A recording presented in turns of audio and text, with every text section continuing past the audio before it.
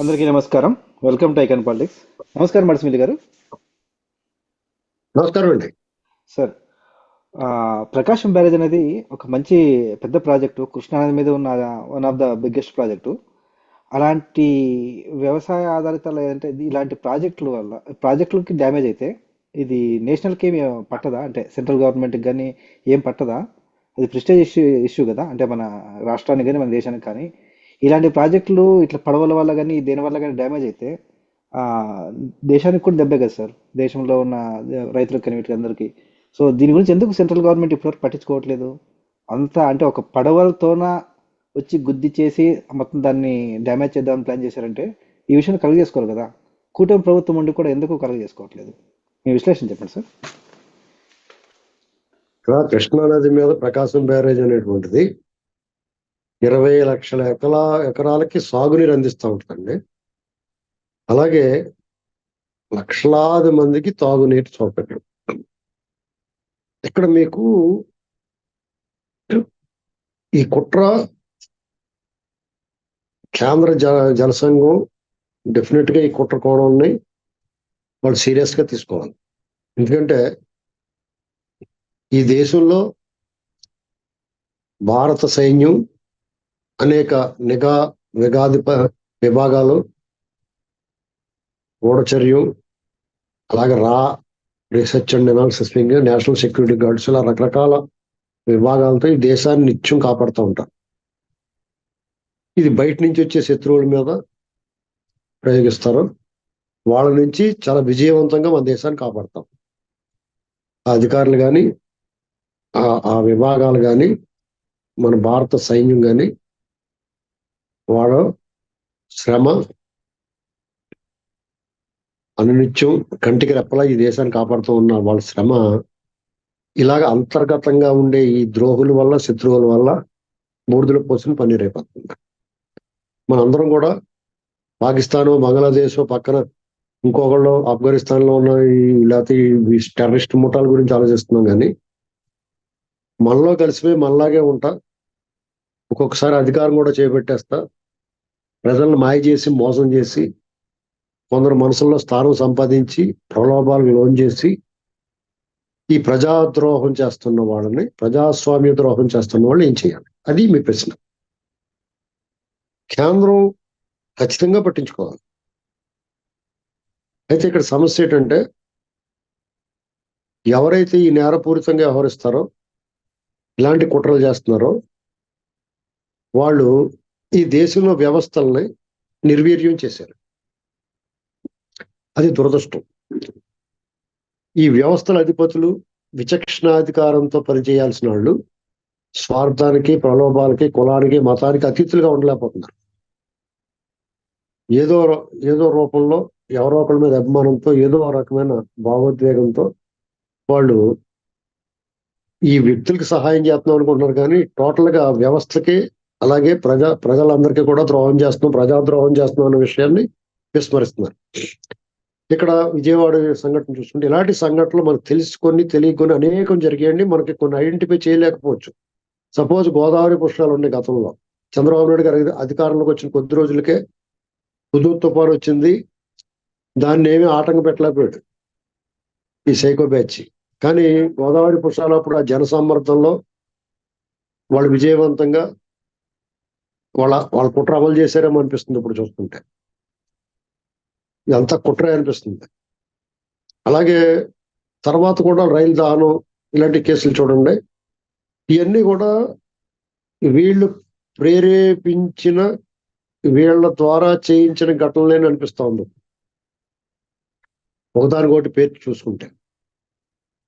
అంటే కృష్ణానదిని నిన్న చాలా అదృష్టం, ఆ బోట్లు అంతంత 45 టన్నులు ఉన్న బోట్లు 4-5 బోట్లు కట్టేసి వదిలేస్తే, ఇప్పుడు చిన్న సుత్తి ఇచ్చుకున్న రాయని కొడితే దబాలను బదలేసిపోతాయి. రాళ్ళు కొట్టి కూడా ఏం చేస్తారు? వాళ్ళ చేతిలో సుత్తి ఎంత ఉంటుందండి? ఒక 5 కేజీలు 10 కేజీలు ఉంటుందేమో. అది ఇచ్చి కొట్టేస్తుంటే పెద్ద పెద్ద బండరాలు పగిలిపోతున్నాయి. అవునా కదా? అన్ని లక్షల 11-12 లక్షల క్యూసిక్ నీరు ఆ ఒడి వేగం ఎలా ఉంటుందంటే ర్యాకెట్లో దూసుకెళ్ళిపోతూ ఉంటుంది. అందులోంచి కొట్టుకొచ్చేసే బ్యారేజ్ని గుద్దేస్తే ఎప్పుడో 100 సంవత్సరాల క్రితం కట్టింది ముక్కు ముక్కలు అయిపోదండి. అది అది ఇనప గేట్లు తగిలింది, అవి కొంచెం బెండ్ అయిపోయి అవి రివర్స్ వెయిట్ షీట్లు తగిలినాయి, బెండ్ అయింది, అవి మార్చేశారు. కానీ ఈ కుట్రని వాళ్ళ జలవనరుల శాఖ వాళ్ళు కంప్లైంట్ చేశారు, అధికారులు. ప్రభుత్వం కూడా సీరియస్ గా తీసుకుంది.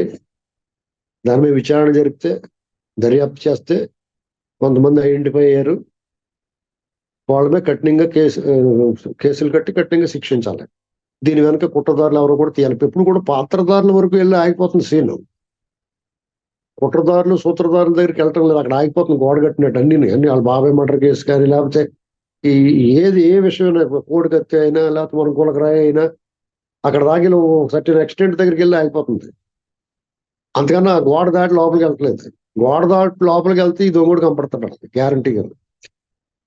ఈ వ్యవస్థల్లో కొంతమంది అధికారులు కానీ, ఐఏఎస్లు ఐపీఎస్లు కానీ, రాజకీయ నాయకుల్లో కూడా కొంతమంది ఆ పార్టీ ఈ పార్టీలో ఉన్న సన్నిహితులు, వాళ్ళు ఏంటంటే ఒకళ్ళొకళ్ళు కాపాడుకుంటాం జరుగుతూ ఉంటుందండి. డెఫినెట్ గా మళ్ళాటి వాళ్ళు గొంతు తీయించుకుని గుడ్లోకి తీసుకుని రోడ్డు మీద గొంతులేస్తాం, కానీ వాళ్ళు ఒకళ్ళు కాపాడుకుంటారు, లేదా సూట్ కేసులు బేరం జరిగిపోతూ ఉంటుంది. వాళ్ళంతా ప్యాకెట్ బ్యాచ్, మందు బ్యాచ్ కూర్చుని రాత్రులు శుభ్రంగా పార్టీలు చేసుకుంటూ ఉంటారు. ఇదంతా జరుగుతున్నదే. అయితే కనీసం మాంసం తింటున్నామని ఎముకలు మెడలో కట్టుకోకూడదన్న ఇంగిత జ్ఞానం లేకుండా కొంతమంది బహిరంగంగా ఎవరిస్తారు, కళ్ళగట్టినట్టు కనపడతా ఉండదు, సిగ్గు లేకుండా మనం ఓట్లు వేస్తాం, మళ్ళీ వాళ్ళు ఎంచుకుంటాం. ఈ విషయాన్ని చంద్రబాబు నాయుడు గారు గమనించి జాగ్రత్తగానే అటువంటి వాళ్ళు తోకలు కత్తిరించి వీళ్ళ మీద కఠినమైన చర్యలు తీసుకుంటేనే ఒక మెసేజ్ వెళ్తుంది.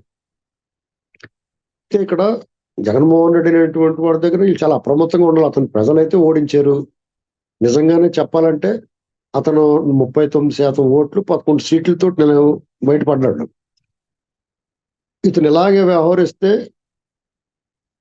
ఇలాంటి మాటలు మాట్లాడితే, వరదలు వచ్చినప్పుడు చంద్రబాబు నాయుడు గారిని ఇంకా తన అధికారంలో ఉన్నారని అతను అనుకుంటున్నాడు, వీళ్ళు ఇంకా ప్రతిపక్షంలో ఉన్నామని వీళ్ళు అనుకుంటున్నారు. అధికారం మారిపోయింది, ఆల్రెడీ 3 నెలలు అయిపోయింది ప్రమాణ స్వీకారం చేసేసి. రేపటికి 3 నెలలు. వాళ్ళకి కూడా మూడు మారలేదు. చూసారా విచిత్రంగానే? వాళ్ళు ఇంకా అధికారంలో ఉన్నాం అనుకుని వాళ్ళ సోషల్ మీడియా వీళ్ళు ఇలాగే మాట్లాడుతూ ఉంటున్నాయి. జగన్మోహన్ రెడ్డి బయటకు వచ్చి పరదాలో సెక్యూరిటీ లేదు, కానీ మిగతా అంతా సేమ్ టు సేమ్. అతను అధికారంలో ఉన్నప్పుడు ఏం చేసాడు, అలాగే దొంగలతో స్నేహం, చంపేసి ఇంటికి పంపిన పక్కన కూర్చోబెట్టుకోవడం, ఇప్పు చూపించిన వాడికి ఏమో పదవులు ఇవ్వటం, వాళ్ళు ముద్దెట్టుకుంటూ ఎన్ని చేస్తున్నాడు అతను. అదే కంటిన్యూ చేస్తున్నాడు ఇప్పుడు. అంతే మన పిన్నెల రామకృష్ణారెడ్డి నేను అతను దేశభక్త, ఇది స్వాతంత్ర పోరాటమా అతను ఏమన్నా చేసింది? ఈవీఎంలు ప్రజాస్వామ్యానికి పునాది, ప్రజాస్వామ్యానికి ఆయువు పొట్టైన ప్రజా తీర్పుని వెల్లడించే ఒక యంత్రాన్ని పగలగొట్టాడు. అంటే ప్రజాస్వామ్యం గుండెల మీద గుద్దాడు. అతను వెళ్ళి పరామర్శించి చాలా మంచివాడు, ఇతను మంచి పని చేసాడు, అది ఇదని చెప్తాడు. ఇప్పుడు మళ్ళీ నందిగం సురేష్ని పరామర్శించడానికి వెళ్తాడట. అది అతను అలాగే ఉంటాడు. అతని బుద్ధి వక్రం, అతని మార్గం వక్రం, అతని విధానం వక్రం, అన్నీ అంతే. వీళ్ళేమో ఇంకా ఇప్పుడు ప్రభుత్వాన్ని చూస్తే చికాకు ఎందుకు వస్తుందంటే, ఎన్డీఏ కూటమి చికాకు వస్తుంది చాలా చాలా. ఇప్పుడు సహనానికి కూడా ఒక అర్థం ఉంటుందండి. జనం ఇవన్నీ ఆలోచించరు.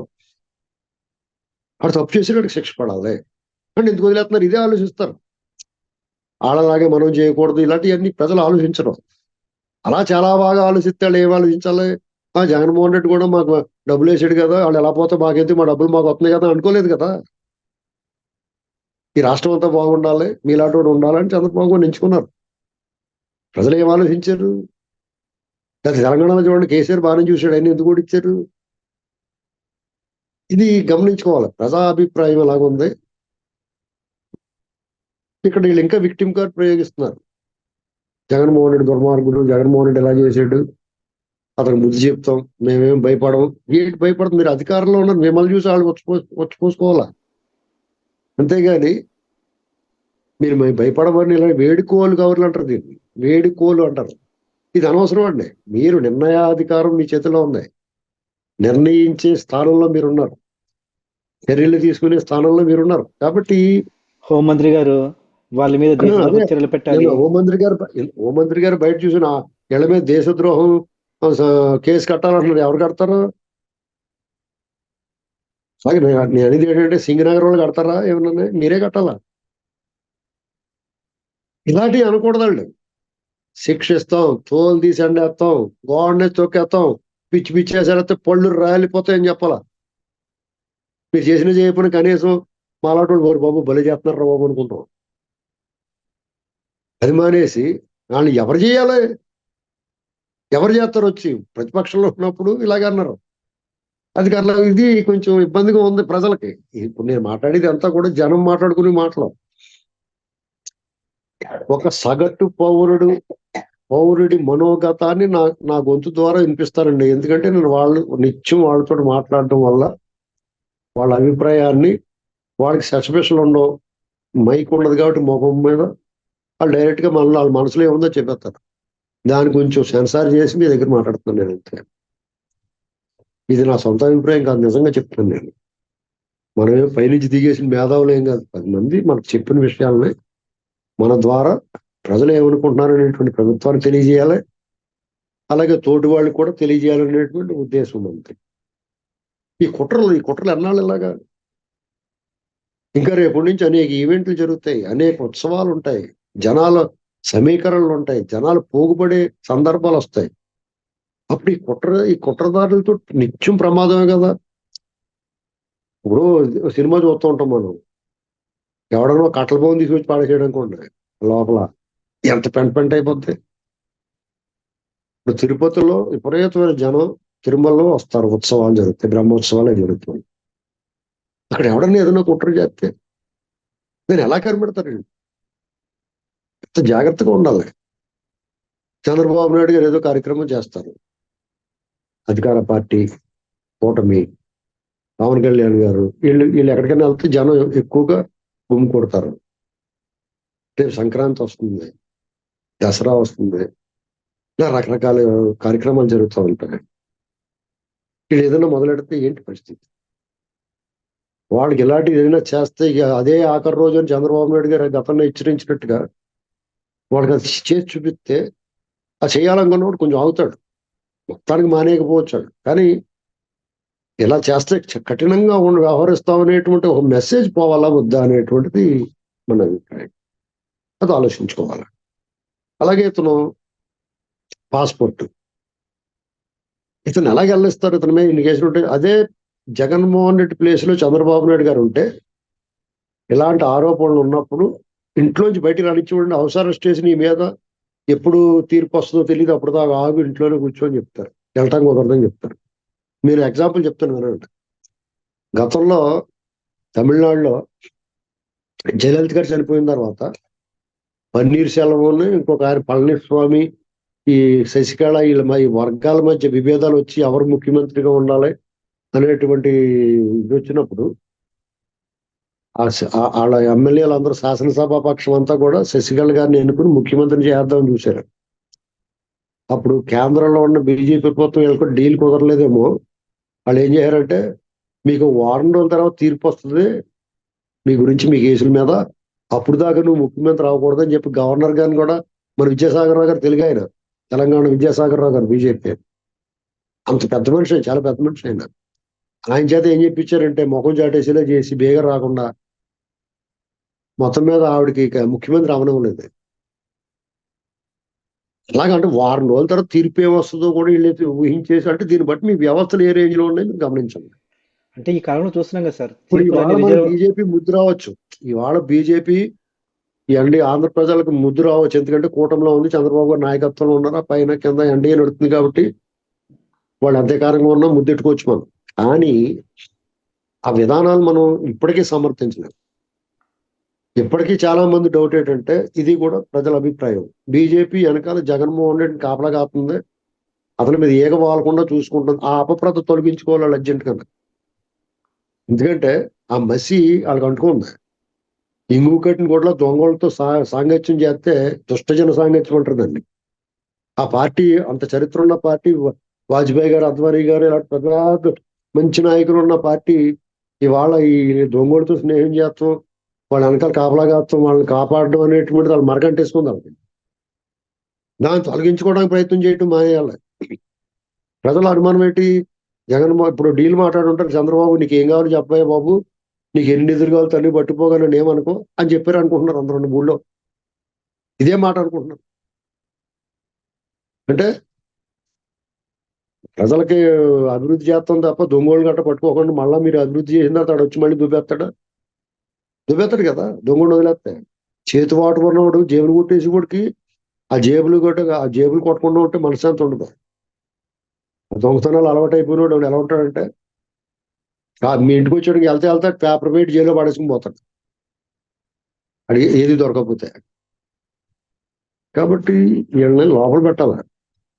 ఓన్లీ దొంగతనాలు చేస్తే ఒక రకం, ఇలా జాతి భవిష్యత్తు మొత్తం సర్వనాశనం అయిపోయేలాగా బుడ మీద కట్ట ఉందా మట్టి అమ్ము దొబ్బేశారు. ఆ వాళ్ళకి అది అవినీతి, మట్టి అమ్ము దొబ్బుతున్నారు తింటే అనుకున్నారు. కానీ వాళ్ళు ఏమైంది, 2-3 లక్షల మంది నిరాశ్రయాలు అయిపోయారు. ఇంకా ప్రమాదం ఏంటంటే ఇప్పుడు వీళ్ళు చేసిన పని పడవలు గుద్దుకుని అదేమైనా తెగిపోయి ఉంటే అసలు ఆ జిల్లా మొత్తం మటాష్. జిల్లా 3 జిల్లాలు పోతాయి, పాత 7-8 నియోజకవర్గాలు మటాష్ అయిపోతాయి. కాబట్టి దీని మీద చాలా సీరియస్ గా ఉండి పాత్రదారులతో పాటు సూత్రధారులు కూడా తీసుకెళ్లి లోపల కూర్చోబెట్టి ఈ పాస్పోర్ట్లు అయ్యి ఇప్పుడు ఇవ్వడానికి కుదరదని కోర్టుకి అప్పీల్ చేయాలి. వెళ్ళిపోయి ఇతను అలా ఇవ్వడానికి కుదరదు పాస్పోర్ట్, మీరు ఇతను ఎలాగిస్తారో, ఇతను 16 నెలలు జైలు చేయడు, ఇన్ని కేసుల్లో ఏమని కింద ఉన్నాడో, ఇప్పుడు మళ్ళీ ఈ రాష్ట్రంలో అనేక అరాచకాలు చేయడు, అనేక కేసులు ఆల్రెడీ రఘురామకృష్ణరాజు గారి కేసులో అతను ముద్దాయి ఎక్యూజ్డ్. ఇప్పుడు ఇలా 100 బనాయించేయమని చెప్పేది అందుకునే కొత్తగా వీళ్ళు కల్పించి పెట్టక్కర్లేదు. అతను చేసే తప్పుల మీద కేసు పెట్టి ఉండొచ్చు. అలా ఇన్ని కేసుల్లో ఉన్నవాడు మీరు అలాగిస్తారండి బాబు, మీరు కొంచెం ఆ మంచితనం తగ్గించుకోండి అని చెప్పాలి. అది మాట్లాడతలేదు. పాస్పోర్ట్ ఇస్తే పోనారో బాబు ఇటు పెడుతుంది అనుకుంటున్నారేమో వీళ్ళు. 2-3 సార్లు వెళ్తాడు, తర్వాత 3ఓసారి అక్కడ ఉండిపోతాడు రాడు. వీళ్ళు లేకపోతే గొడవడదేమో కూడా. అలా కాదు, వాళ్ళు ఏం చేస్తారంటే ఇక్కడ దొబ్బేసిన డబ్బులన్నీ పట్టుకోడు, ఒక ద్వీపం ఏదో కొనేసుకున్నాడు అక్కడ ఐలాండ్, ఒక పెద్ద చిన్న దేశం పెట్టేసుకుంటాడు అన్నమాట. నువ్వేం చేస్తున్నావేంటో షాప్ పెట్టుకున్నాను అంటాడు కదా ఒకడు. అలాగే ఒక దేశం పెట్టుకుంటాడు అతను. అక్కడికి ఈ బ్యాచ్ ఈ దండుపాడు బ్యాచ్ అందరినీ పట్టుకుపోతాడు అక్కడికి.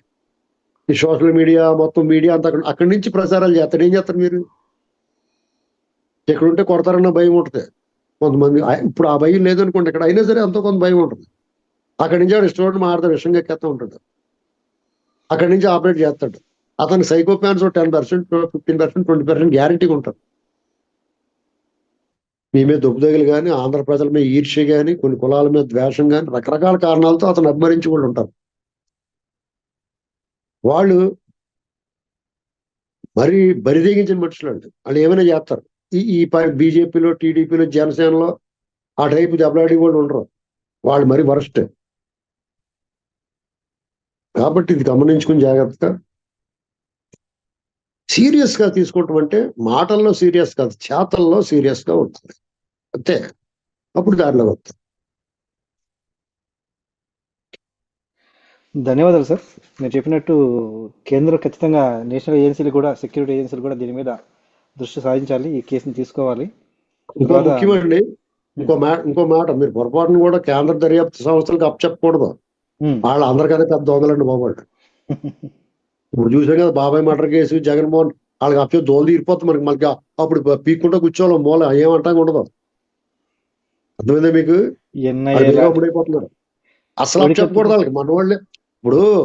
మనవాళ్ళనే పోలీసు వాళ్ళని అయ్యానో భయానో కొంచెం ఆనెస్ట్ ఆఫీసులు ఏరుకునే అవకాశం ఉండదు. వీడు మంచి చూడరా బాబు అనుకున్న ఏరుకుని వాళ్ళ చేత చేయించాలి. ఇప్పుడు సిబిఐ లేకపోతే ఇలాంటి వాళ్ళకి అప్పచెప్పారు ఇంకో, వాళ్ళ మీద వీళ్ళకి అదుపు ఉండదు. అది ఎవడో ఒకటి కొనేసుకుంటాడు, పైన ఉన్నవాడిని, సిబిఐ మీద ఉన్నవాడిని, వాళ్ళు అంతా పోతారు. బాబాయ్ మర్డర్ కేసు ఏమైంది అంతే. పొరపాటును కూడా వాళ్ళకి అప్పచెప్పని మనం డిమాండ్ చేయకూడదు. మన వాళ్ళ చేత కొట్టించాలి. ఇక్కడ కోడికత్తి కేసు చూసాం కదా సార్, అతి గతి లేదు. ఎన్ఐఏ వాళ్ళు చూడండి, వాళ్ళు పెద్ద తోపులు అంటారా.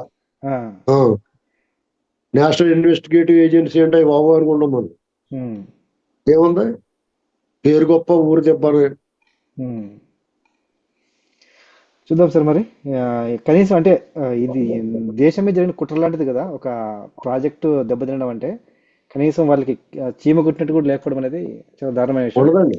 వాళ్ళకు ఉమ్, ఉండదండి. ఇప్పుడు జగన్మోహన్ రెడ్డి అంటే ఇష్టం వాళ్ళకి, ఉమ్. అంతే. చూద్దాం సార్, ఇంకా దేశాన్ని ఇంకా ప్రజలే కాపాడాలి. ఇంకా చూద్దాం. ధన్యవాదాలు సార్.